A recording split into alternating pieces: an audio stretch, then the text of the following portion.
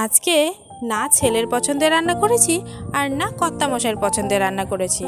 আজকে করেছি একেবারে নিজের পছন্দের রান্না। প্রথমেই বলে রাখি, আমার রেসিপি যদি তোমাদের ভালো লাগে লাইক, কমেন্ট, শেয়ার, সাবস্ক্রাইব করে দেওয়ার অনুরোধ রইল। এবার চলো যাই হেসেলে। নমস্কার বন্ধু, আমি কাজল।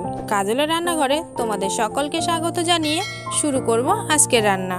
এখানে আমি 400 গ্রাম মতো কাবলি চানা নিয়েছি এবং আগের থেকে ভিজিয়ে রেখেছিলাম। প্রায় 10 ঘন্টা মতো ভিজিয়ে রেখেছি। তারপরে আমি 3টে সিটি মেরে সেদ্ধ করে নিয়েছি। সেদ্ধটা কেমন হয়েছে দেখতেই পাচ্ছ। আর জলটাও কিন্তু আমি ফেলবো না।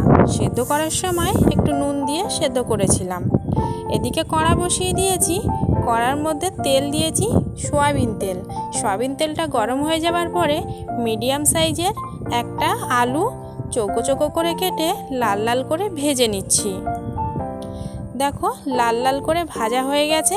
আমি এবার তেল থেকে ছেঁকে আলুগুলো তুলে চানার মধ্যে রেখে দিচ্ছি।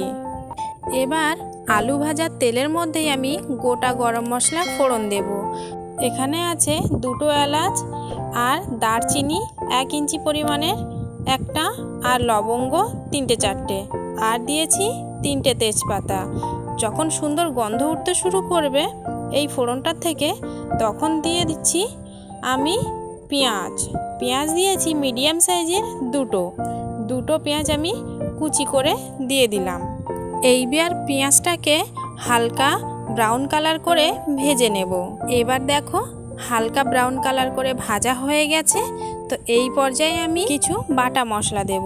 বাটা মশলার মধ্যে আছে 1 ইঞ্চির থেকে একটু বেশি আদা, আর 10 কোয়া রসুন, আর স্বাদ অনুযায়ী মানে যেমন ঝাল খাবে সেই অনুযায়ী কাঁচা লঙ্কা আমি একসাথে করে মিক্সারে বেটে নিয়েছি। পুরো বাটাটা হয়েছে টেবিল চামচের 1.5 চামচ। সেটা আমি দিয়ে এবার কিছুক্ষণ নেড়ে ছেড়ে নেব। মশলাটা কষাতে কষাতে আর একটা জিনিস তোমাদেরকে দেখাই। এখানে 200 গ্রাম চিকেন আছে।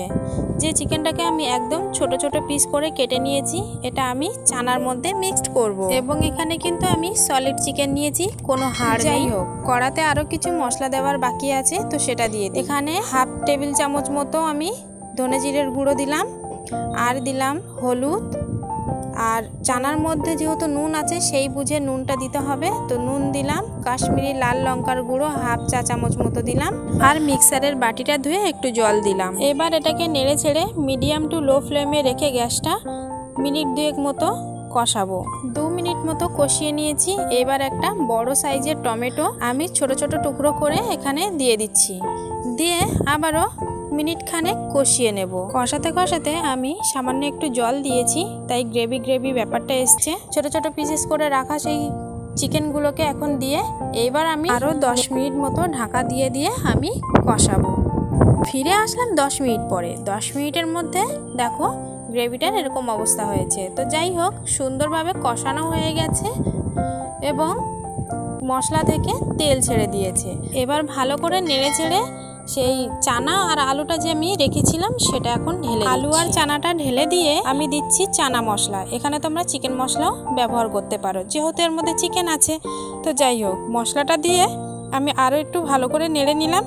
আমার মনে হলো এখানে একটু জল দেওয়া লাগবে, তো এখানে আমি একটু জল দিলাম, কিন্তু এটা গরম জল, উষ্ণ গরম জল আমি এখানে অ্যাড করেছি। তাতে কিন্তু তরকারির স্বাদ খুব ভালো হয়। এখন জলটা দেওয়ার পরে এখানে আমি একটু চিনি দিয়ে দিচ্ছি। চিনিটা আগে দেওয়া উচিত ছিল, আমি ভুলে গেছিলাম, তাই এখন দিলাম।